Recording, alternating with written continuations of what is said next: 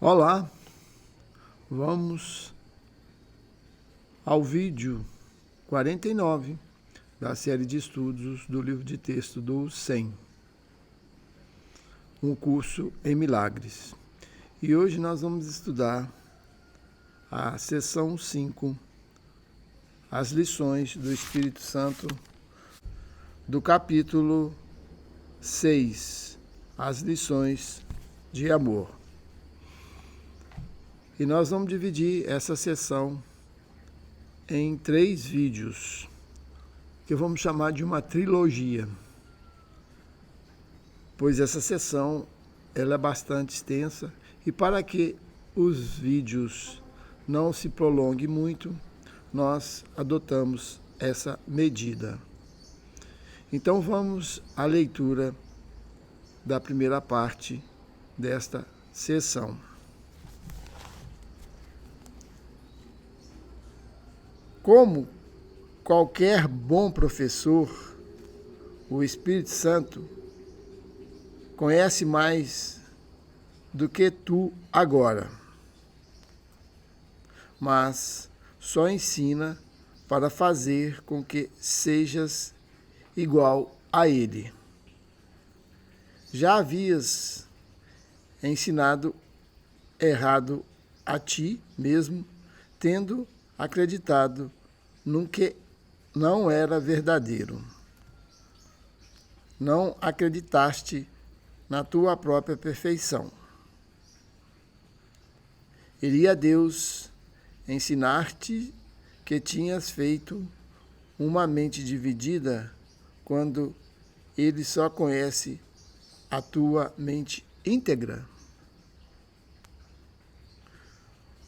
O que Deus sabe é que seus canais de comunicação não estão abertos para ele, de modo que ele não pode transmitir sua alegria e saber que suas crianças são totalmente alegres. A doação da sua alegria é um processo em andamento, não no tempo, mas na eternidade. A extensão de Deus para fora, embora não a sua completeza, é bloqueada quando a filiação não se comunica com ele como um só. Assim ele pensou: minhas crianças dormem e têm que ser despertadas. Vamos comentar alguma coisa a respeito desse primeiro parágrafo desta sessão. Em destaque, aqui nós podemos comentar: já havias ensinado errado a ti mesmo, tendo acreditado no que não era verdadeiro. Nós sempre seguindo a nossa mente que está dividida, o que nós aprendemos é um aprendizado sobre a ilusão, que nós a tornamos como verdadeira para nós, em nosso engano. Pois a mente está dividida. E enquanto a mente está dividida, ela está em contradição. E não há possibilidade de comunicação com a mente de Deus, que é íntegra, que não é dividida. E aí ele fala aqui: não acreditastes na tua própria perfeição. É que nós já comentamos aqui, quem acredita que somos perfeitos? Não é uma boa pergunta?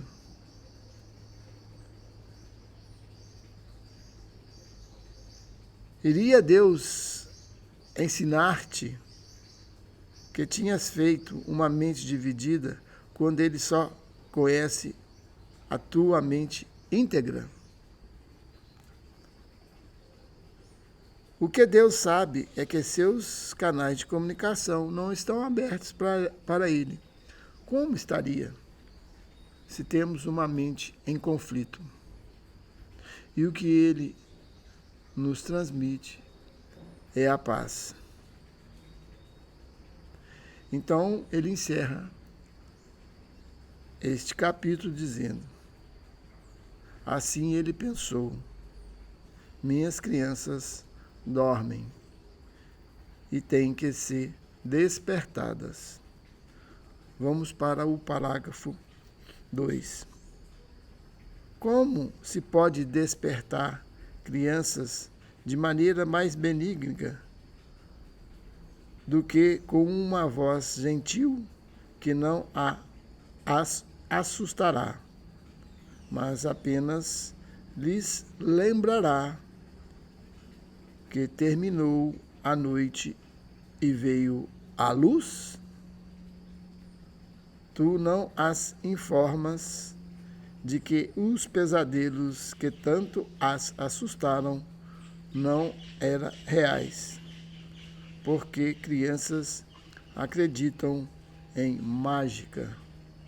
Meramente assegura a elas que agora estão a salvo. Então, tu as treinas para que reconheçam a diferença entre estar dormindo e estar desperto, de forma que compreendam que não precisam ter medo de sonhos. Assim, quando vêm os sonhos maus, por si mesmas chamarão a luz para dispersá-los. Então, por acaso, nós já conscientizamos que estamos sonhando?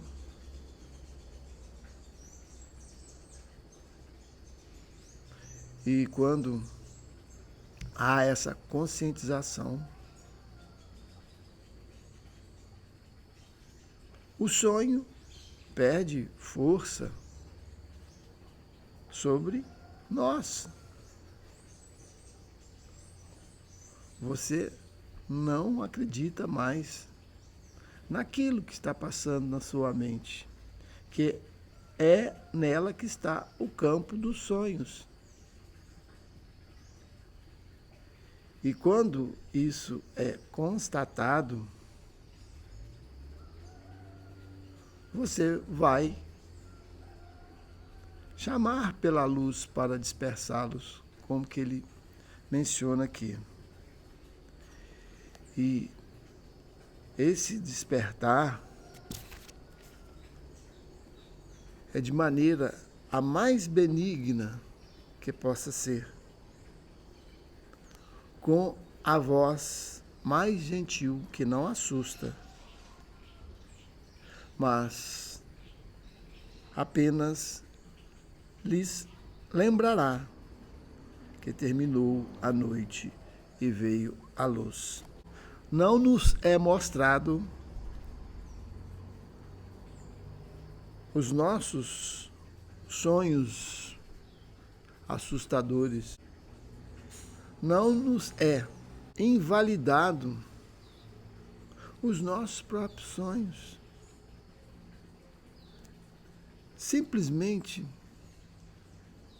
a luz se faz desfazendo aquilo que acreditamos que seria realidade. Não há uma luta, um combate nesse despertar. Simplesmente a luz se faz e a escuridão se esvai na própria luz.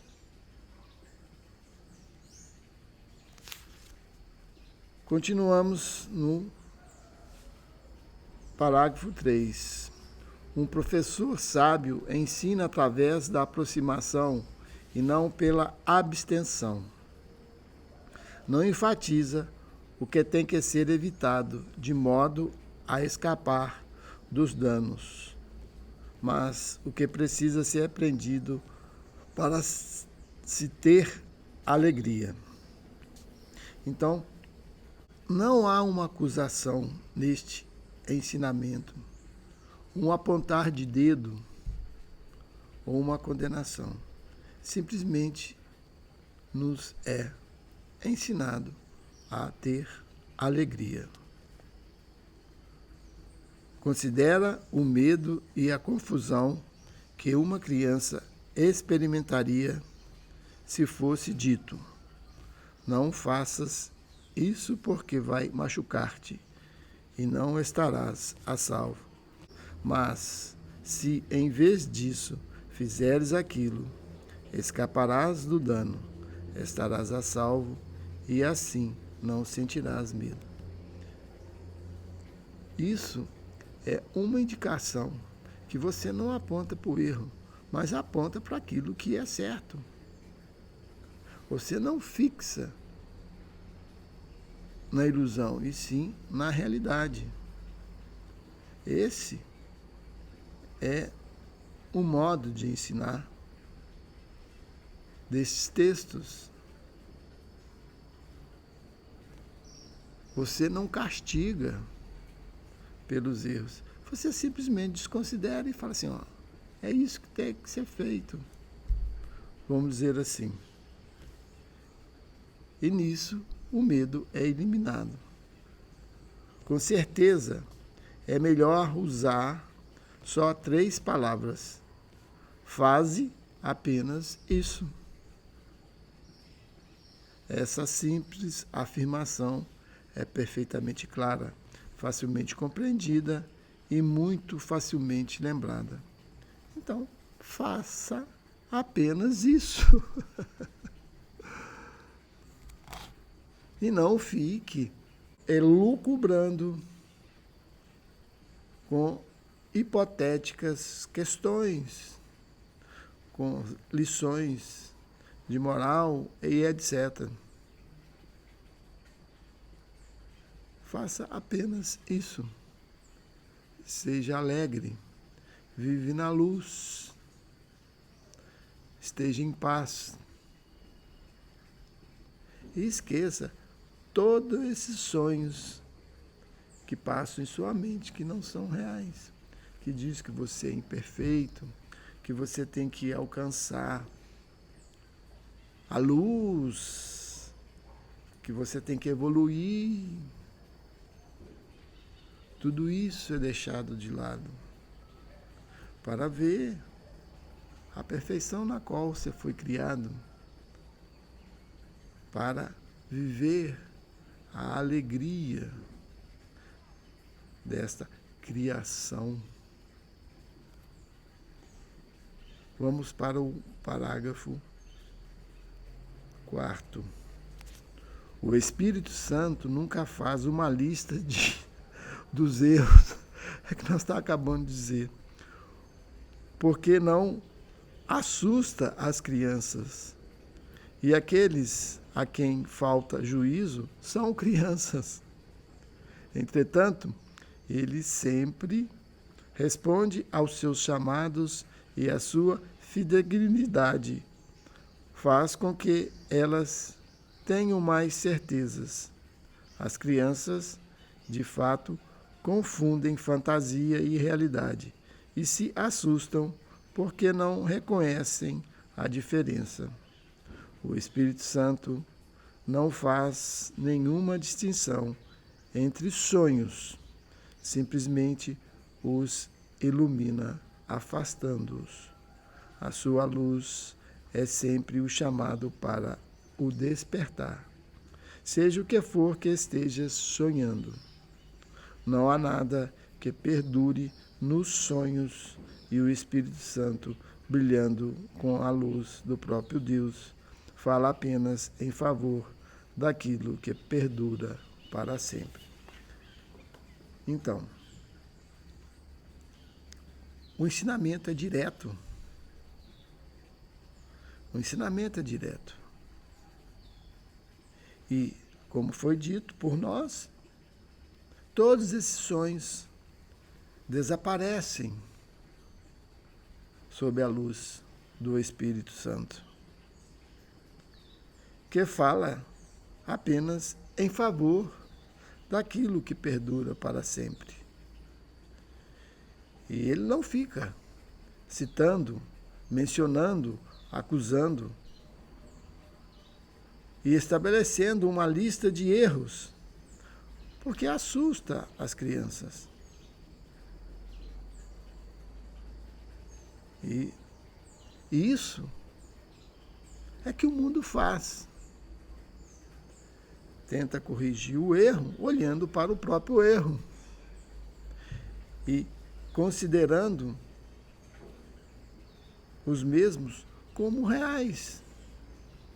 E aí se estabelece um conflito. Pois como vamos abandonar aquilo que consideramos como realidade? E aqui ele trata estas situações simplesmente como sonhos que são dissolvidos na aurora do dia, pela luz do Espírito. Agora nós vamos entrar propriamente nas lições do Espírito Santo, que nessa sessão são divididas em 3 partes. Vamos entrar na parte A. Para dar tudo a todos. E aqui vem uma chave. Quando o teu corpo, o teu ego e os teus sonhos se forem, saberás que durarás para sempre. Bom, isso é o que nós menos queremos que aconteça. Isso nós tentamos evitar, que é o desaparecimento do nosso corpo, do ego e de nossos sonhos. Nós queremos estar aqui neste corpo, alimentando o ego e os nossos sonhos. Não é dito isso? Você deve realizar e viver seus sonhos? E despendemos um enorme esforço e energia para que eles sejam realizados, sem saber que estamos sonhando e que isso não é real. Mas vamos continuar. Talvez penses que isso se realize através da morte, mas nada é realizável através da morte, porque a morte não é nada. Quem pode pensar dessa forma? Tudo é realizado através da vida, e a vida é da mente e está na mente. Isso daqui é uma quebra de paradigma enorme, pois nós vemos a mente simplesmente como algo não real, contraditório. Mas essa é a parte da mente que está dividida e não é real. O corpo nem vive nem morre, porque não pode conter a ti, que és vida. Se nós compartilhamos a mesma mente, tu podes superar a morte, porque eu a superei. O que quer dizer superar a morte? Ainda segundo o nosso entendimento. Superar a crença na morte, que a morte existe. Mas a morte segundo o nosso entendimento, é para o nosso corpo. Mas como nós não somos este corpo, não somos os sonhos que tanto desejamos, a morte não existe para aquele que não está identificado com seu corpo e com seus próprios sonhos. Dá para perceber isso, a profundidade disso? Então, a morte não existe para aquele que está desperto, que não está identificado com suas próprias ilusões. Aí ele continua: a morte é uma tentativa de resolver o conflito sem decidir nada. E aqui nós temos um pensamento coletivo que diz assim: ah, ele descansou depois da morte. Como descansou? Descansou de quê? Bom, desta vida aqui, que é conflituosa, enfadonha, pode ser, mas não. A consciência não dá salto. A mente dele ainda acreditará naquelas crenças que ele sempre manteve enquanto estava no corpo. Isso não desaparece. Porque você, na própria mente, ou a própria mente em você, dá crédito a isso. Como qualquer das outras soluções impossíveis que o ego tenta, essa não vai funcionar, pois ele continua lá existindo no outro plano. Deus não fez o corpo, porque ele pode ser destruído. Quem pensa dessa forma? Deus não fez o corpo. Então aí nós já podemos deduzir que Deus não está neste mundo que é passageiro, que mesmo que perdure por séculos e séculos, ele irá passar. E Deus não está naquilo que passa, que pode ser destruído. E, portanto, não é do reino. O corpo é o símbolo do que pensas que és. E com toda a clareza, um instrumento de separação. E, portanto, não existe. Olha que negação. Ele não existe para aquilo que é real. Por isso que não existe a morte.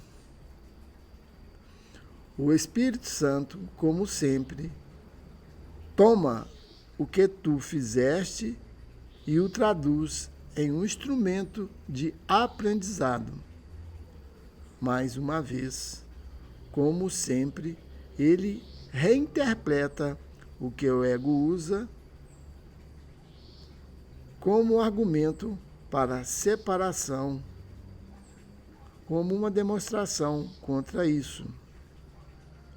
Se a mente pode curar o corpo, mas o corpo não pode curar a mente. Neste caso, a mente tem que ser mais forte do que o corpo. Todo milagre demonstra isso. Então, toda essa questão, ela está na mente. É na mente que se desenrola o sonho. E quando ela está em sua integridade, deixou de dar atenção a esses sonhos, a este mundo, vamos dizer assim, em que ela volta para aquilo que é real, com a ajuda do Espírito, isso é um milagre. E nessa reversão, toda aquela atração, todas as fantasias que nós temos em relação àquilo que vivemos neste espaço-tempo, começam a perder força, a deixar de nos atrair.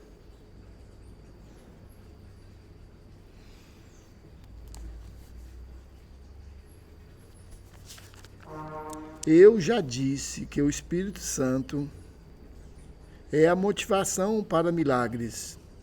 Ele sempre te diz que só a mente é real, porque só a mente pode ser compartilhada. O corpo é separado e, portanto, não pode ser parte de ti. Ser uma única mente tem significado, mas ser um único corpo não tem. Nesse caso, pelas leis da mente, o corpo é sem significado. E aqui nós passamos a vida tentando unir corpos numa tentativa verdadeiramente frustrada. A união está na mente, quando ela não está dividida. E aí, essa mente aceitou a sua própria realidade, que ela não está separada de Deus. E nós podemos dizer que mente e Deus é uma coisa só, quando não há separação. E isso é muito difícil de aceitar, porque aí está a força do ego do indivíduo, porque ele se julga separado. Aí está uma condição que não é vista por nós, que é aquela que nós tememos a verdade, pois a verdade vem nos mostrar a nossa própria falta de significado naquilo que damos significado, que neste caso são os nossos sonhos e o corpo no qual nós temos como se fosse a nossa realidade e identidade. Tudo aqui, pelo despertar, é desfeito. Mas isso não é desfeito com dor e sofrimento. É ao contrário. Quando você começa a não dar importância àquilo que você sempre deu importância, você vai livrar da dor e do sofrimento. É como se eles nem existissem para aquilo que é real. E aí está a alegria que pertence ao reino, ao amor. Por isso nós nos sentimos excluídos do reino, pois aqui não é possível viver dentro de nossos sonhos na mente o amor e a alegria. Para o Espírito Santo não há ordem de dificuldades em milagres. Isso é muito importante. Isso já te é bastante familiar a essa altura, mas ainda não veio a ser verossímil. Portanto, não compreendes e não podes usar isto. Nós temos muito a realizar em favor do reino para deixar esse conceito crucial passar despercebido. É realmente uma pedra fundamental no sistema de pensamentos que eu ensino e quero que tu ensines. Não podes apresentar milagres sem acreditar nisso, porque essa é a crença na perfeita igualdade. Só uma dádiva igual pode ser oferecida aos filhos iguais de Deus. E isso é apreciação plena. Nada mais, nada menos. Sem uma escala, a ordem de dificuldades não tem significado.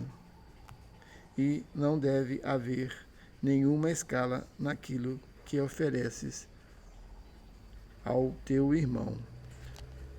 Então, isso daqui, segundo ele, é fundamental no seu ensinamento.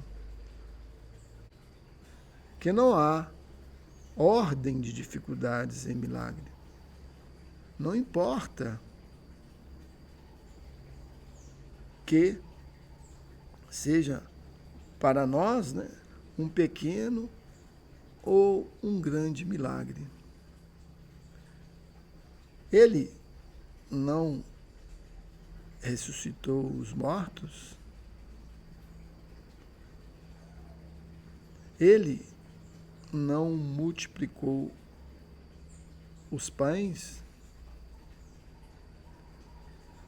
Como isso poderia acontecer se ele acreditasse em ordem de dificuldades em milagres?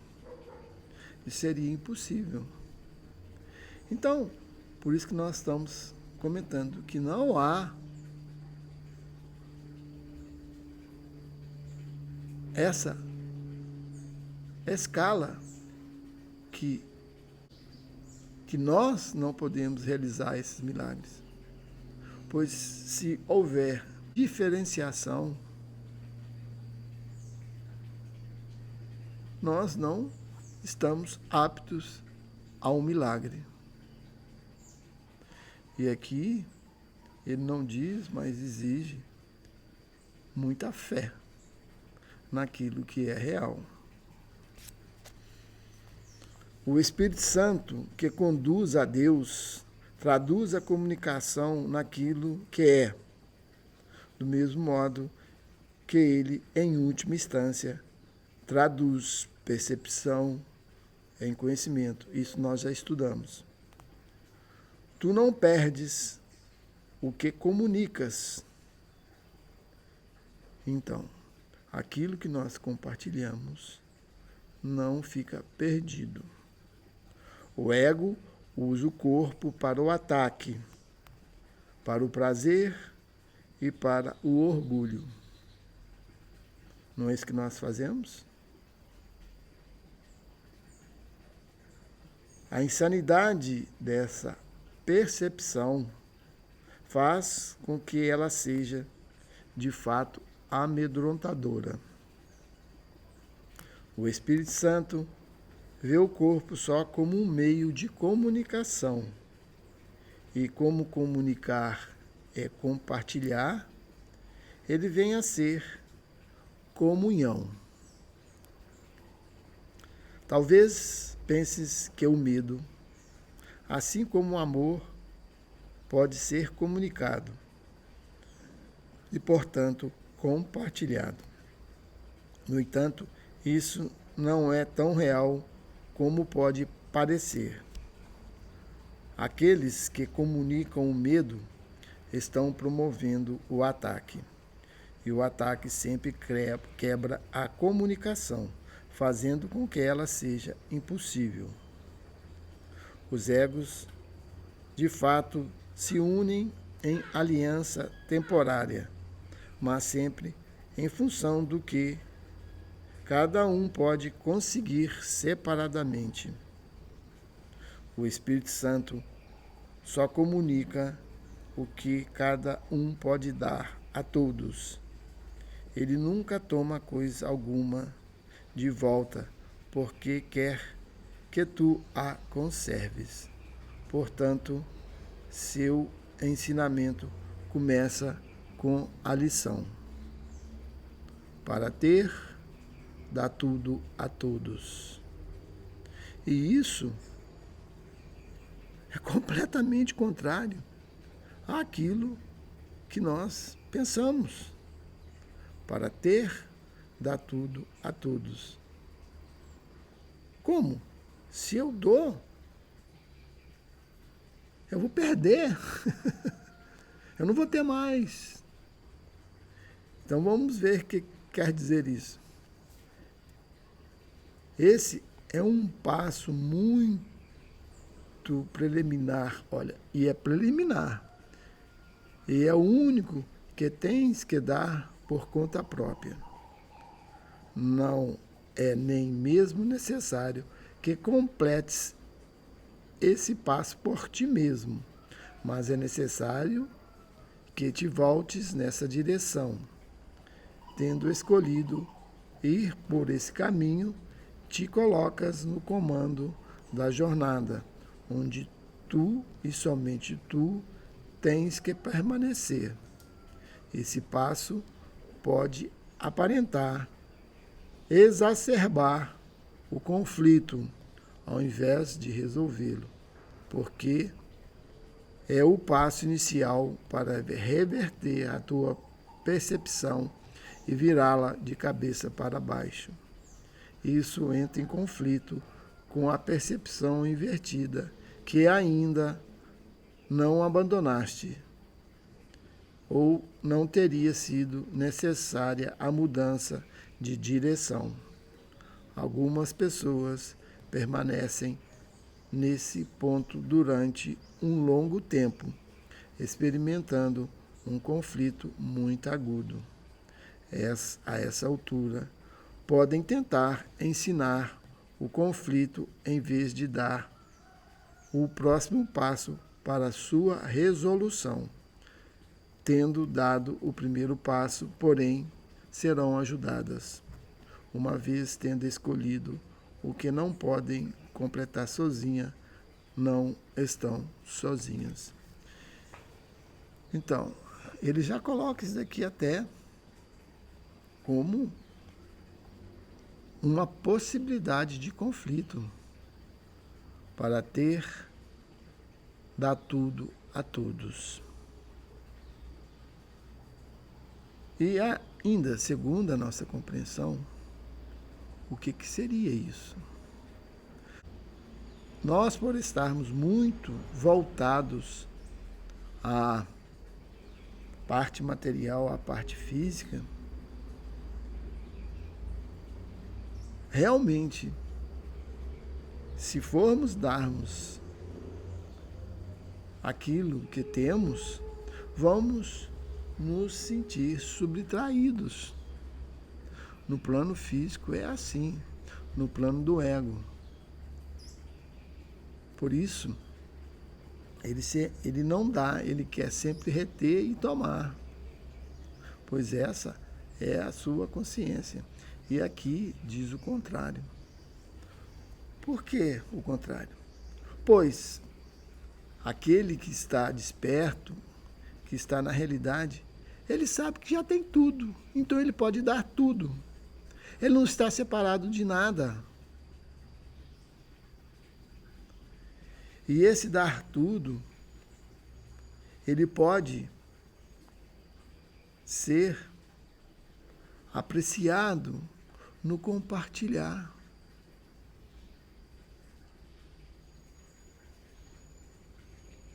É no compartilhar que nós damos tudo, que nós nos unimos. E aqui também há uma resistência muito grande, pois nós achamos ainda que temos pensamentos privados, os quais não podemos compartilhar, que somos um indivíduo isolado e único. E aqui no final ele diz: uma vez tendo escolhido que não podem completar sozinhos essa tarefa, não estão mais sozinhos. Por isso aqui nós compartilhamos essas ideias contidas nesse texto. E sempre estamos solicitando àqueles que estão nos ouvindo que façam o mesmo, para que isso possa tornar uma egrégora que vai contemplar a humanidade como um todo. E aqui está o sentido: para ter, dar tudo a todos. Para que eu possa ter a compreensão daquilo que aqui está escrito, haverá a necessidade de que isso seja compartilhado. Pois, senão, estes ensinamentos ficam cerceados por uma posição egóica e pessoal, por achar que não podem ser compartilhados, que dentro das concepções egóicas e mentais dos sonhos, que você pode ser criticado, que você não vai ser entendido, que as pessoas não vão entender o que está aqui escrito. Nós não olhamos para isso, nós olhamos para aquilo que é real, para aquilo que ele pede. Nós não vamos ficar brigando internamente com essas fantasias que são realmente nossos maus sonhos. Por isso, estamos nessa jornada de estar estudando estes textos junto com vocês. Não importa se seja 1 ou 2, isso, com o tempo, a tendência é se ampliar.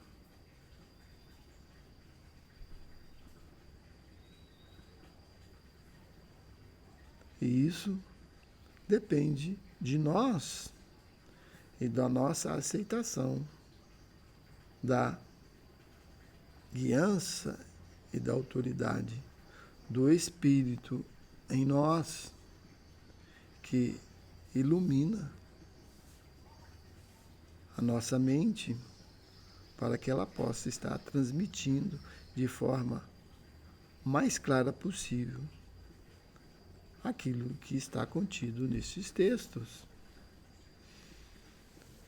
Então, a todos que me escutaram até esse presente instante, minha real gratidão. E até a próxima parte, que será a segunda deste vídeo, em que ele comenta: para ter paz, ensina a paz para aprendê-la. Gratidão, até o próximo vídeo, em que estaremos juntos novamente.